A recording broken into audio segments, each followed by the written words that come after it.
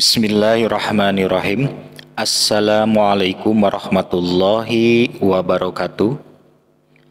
Cara dan amalan untuk mendatangkan malaikat ke rumah kita.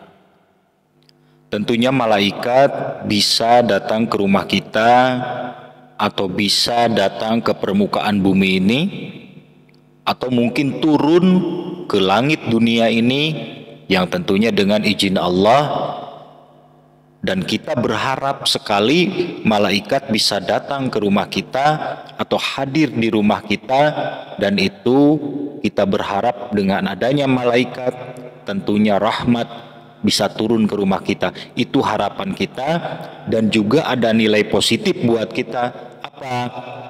Kita berdoa kepada Allah, kita berharap ada yang mengaminkan, ya tentunya sekelas malaikat yang hadir di rumah kita. Seandainya kita berdoa dikelilingi oleh malaikat atau banyak malaikat yang mendengarkan doa kita dan malaikat mengaminkan, itu tentunya akan menguatkan doa kita kepada Allah, dikabulkan oleh Allah Subhanahu wa taala. Diaminkan oleh malaikat loh. Nah, gitu kan? Makanya orang sangat merindukan, orang sangat berharap ada malaikat bisa hadir di rumah kita.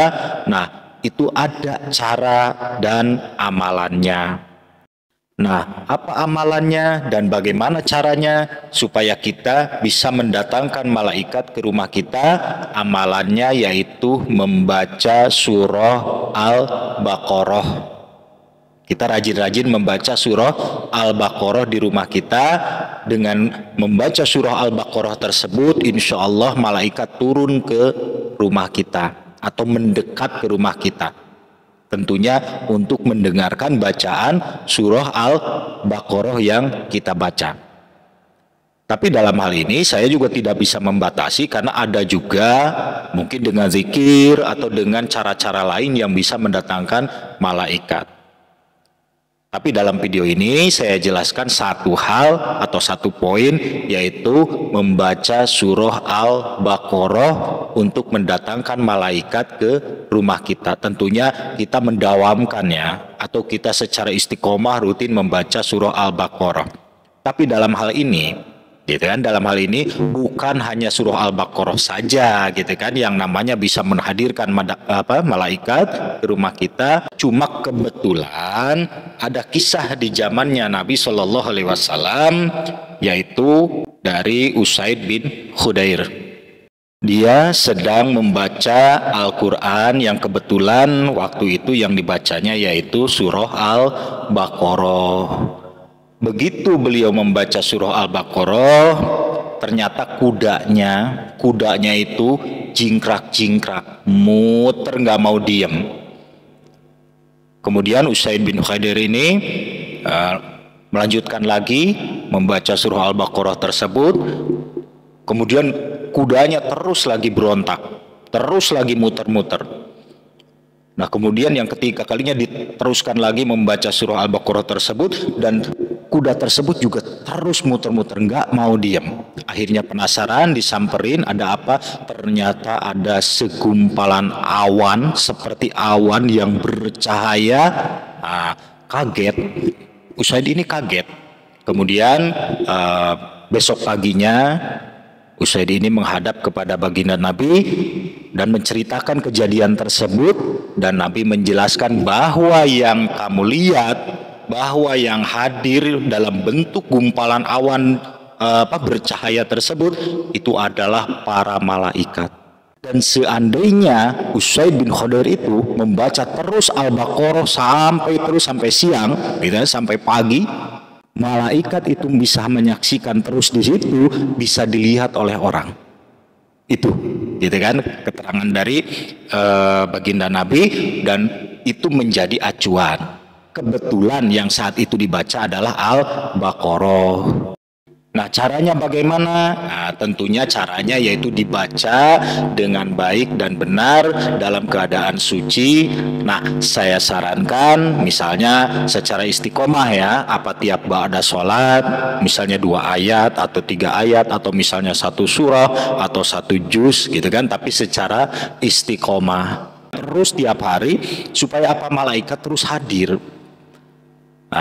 Dibaca baik setelah sholat boleh, atau misalnya pada waktu senggangnya saja boleh, tapi di tempat yang suci bersih gitu maksudnya ya, jangan di tempat yang kotor.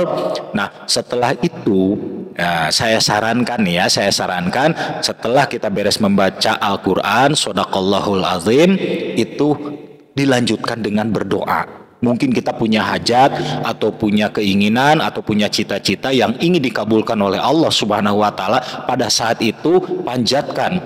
Jadi setelah beres membaca Al-Quran tersebut, terutama surah Al-Baqarah tersebut, kita berdoa kepada Allah. Apa yang kita inginkan, apa yang kita hajatkan, panjatkan kepada Allah. Mudah-mudahan gitu, kita berharap malaikat yang masih berada di lingkungan kita atau di sekitar kita mendengarkan doa kita dan mengaminkan. Nah itulah makanya doa kita bisa mustajabah apabila kita diaminkan oleh malaikat. Nah dalam hal ini tentunya tidak hanya sekedar kita membaca Al-Quran, ada syarat. Nah di sini syaratnya ya. Yang pertama yaitu harus soleh, kitanya itu harus soleh, rendah hati, mungkin takwa, dan juga ikhlas dalam membaca Al-Quran tersebut, ya kan? Yang kedua, bagus bacaannya. Makanya kalau seandainya ada penghafal Quran gitu kan, penghafal Quran atau yang istilahnya bagus bacanya, itu sebagai modal gitu kan, kita untuk membaca Al-Quran sebagus mungkin.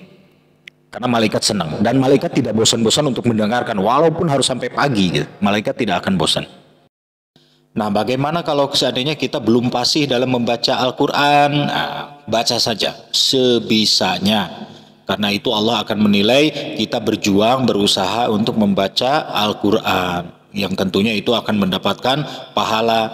Nah kita berniat dengan membaca Al-Quran tersebut mencari ridho Allah Subhanahu wa taala, dan mudah-mudahan apa yang kita harapkan dikabulkan oleh Allah Subhanahu wa taala. Gitu ya. Jadi jangan putus asa, baca saja sebisanya. Nah kemudian yang ketiga, tempatnya yaitu harus suci. Jadi bukan tempat yang penuh maksiat. Misal rumah tersebut penuh dengan maksiat, ya sulit malaikat untuk hadir gitu kan. Nah jadi tempatnya harus suci, maksudnya suci ya bersih gitu kan, bukan tempat maksiat. Atau misalnya jangan sampai ada gambar-gambar porno gitu kan di rumah, karena itu juga sebagai unsur dari maksiat yang intinya malaikat tidak bisa hadir kalau seandainya ada hal tersebut gitu kan, kecuali malaikat pencabut nyawa.